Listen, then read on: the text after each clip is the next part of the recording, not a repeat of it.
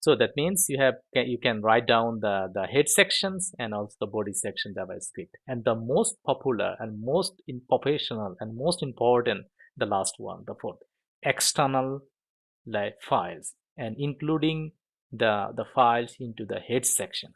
That's the main focus for this discussion.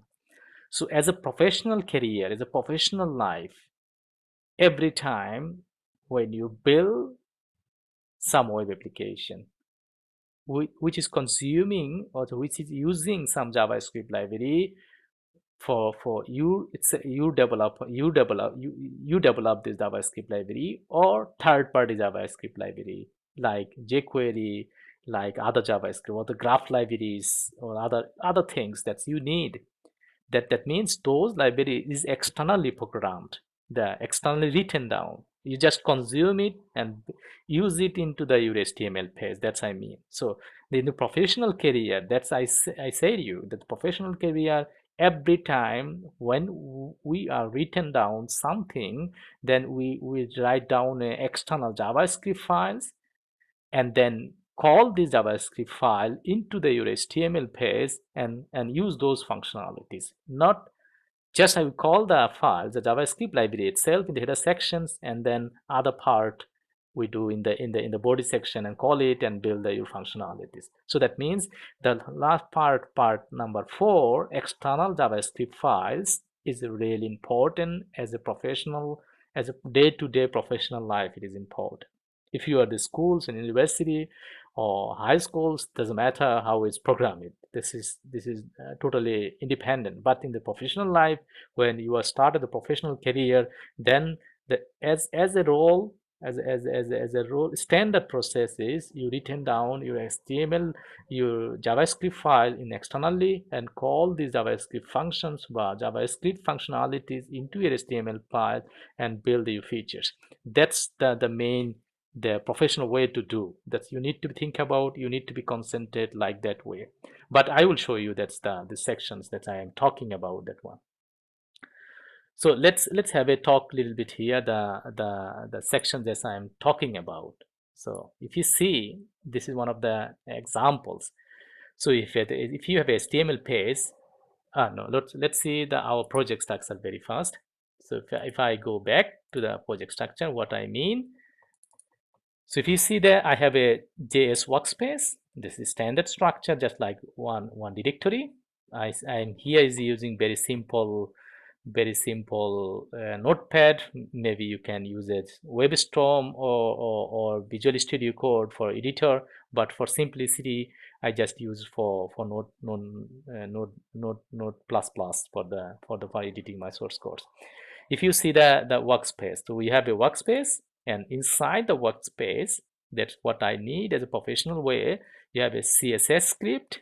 We were written down one simple CSS script, and we have all the HTML page that you need. Maybe you need hundreds or 200s or 10 or 15 HTML pages. Just you put it this directory. This is the frameworks normally do. It has a specific structure. If you go to my channels, the Angular TypeScript based project enterprise application, then you see it has a specific structure of the development of the how, where you can put it your HTML page, and where you put it your JavaScript libraries, where you put it your CSS, and then all things together. The framework itself define it. You can just put it and it works automatically. If you are not using the frameworks, then this is the structure as a professional way you can handle it for do it.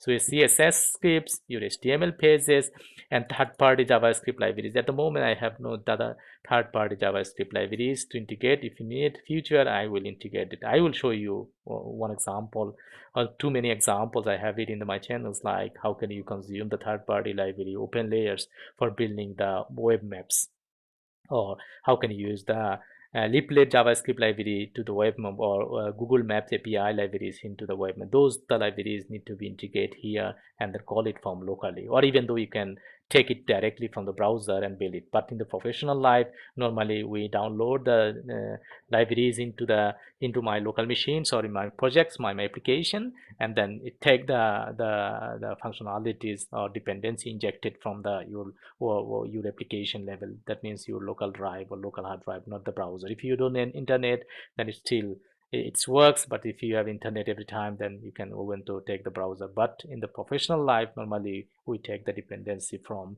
the application. It's within the framework structure where I can put it the JavaScript libraries and CSS and all things together. So you got the idea. So we have CSS directory, we have HTML directory, we have third-party JavaScript libraries, and this is the you customize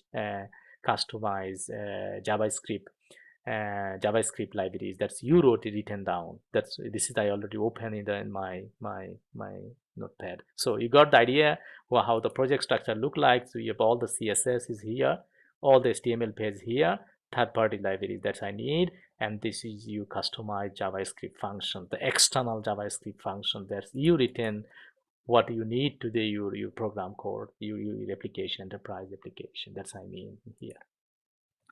So if you see the pictures like that way, you have a head sections, you have the JavaScript sections, and then you have the body section. So if you see the pictures like script type and JavaScript, and if I write it down as inside inner JavaScript functions, and then hello world, and then alert message hello world, and then JavaScript script tag is closed, and head tag is closed, and the body tag. Then inside the body I have a button, type button input and on click event, and then I call the functions this the which is located, which is defined into the head tag sections. That's I mean. So it's called the functions, and there is no input parameters, that simply say hello. So if we run the JavaScript like here, so let's see, we can go what I mean, the very simple, run the HTML page in the browser, and then even though you can, okay, let's see. So you see the hello world that's coming, what is a pop-up in the winds. So for the debugging the code, you can go there and see the more tools and development tools, and then you can see the every information, is your JavaScript properly working or not working, or some error, and you have to get the exceptions. It has element tracker, and then this is the debugger for your HTML page, and consoles and source and networks, all things is there. So it's most important for tools, or not just important plugging from the browser. For different browser has a different plugging, and you can check it. It's everything. Your page is working, your JavaScript functionality is working, all things is working together properly. That's just every time we use that professionally. Every time when we did that some changes or did some functionalities, use these development tools and debug it, compile it, so all things properly working. So you got the idea what I mean here, the how the head sections. If you write down the head section, not the proper way, but it is one of the way how can you put your JavaScript functions or JavaScript script code inside the head sections. So you define it, just call it, and then build it your web page. That's I mean. So you see the hello world.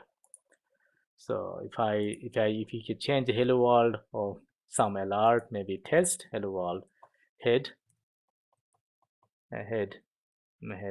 sections, maybe sections, let's see, and refresh the your is unexpected is token. So you see the it doesn't work. So it's unexpected token. Let's look for the code. You see the unexpected token. That's I mean the exception how we got it from here. So you see the uncatch syntax error, invalid and unexpected, because of the line number. It says line number 7 for your file. So it's look for the line number 7 in your files. You see the line number 7. I have the quotation mark is missing. So that's why I said that's the important role to play the debugger. So now it's everything is green, and then you see the hello head section works properly.